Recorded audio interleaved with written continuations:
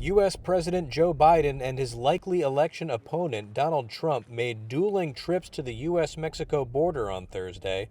The competing trips to southern Texas come as border security is now a top issue for voters, with 17% of Americans listing illegal immigration as the most important problem facing the country, according to a recent Reuters Ipsos poll. This is a Joe Biden invasion. In Eagle Pass, Texas, Trump sought to capitalize on the rising concern among Americans about immigration and to pin Biden's name to the issue. Migrant crime. We call it Biden migrant crime, but that's a little bit long, so we'll just leave it. But every time you hear the term migrant crime, you know where that comes from. In Brownsville, Texas, Biden sought to shame Republican lawmakers for rejecting a bipartisan bill to toughen immigration policies after Trump told them not to pass it to avoid giving Biden a policy victory.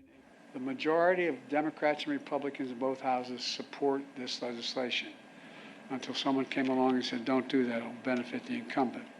That's a hell of a way to do business in America for such a serious problem. We need to act. Under pressure from Republicans who accuse him of failing to control the border, Biden called on Congress last year to provide more enforcement funding and said he would, quote, shut down the border if given new authority to turn back migrants.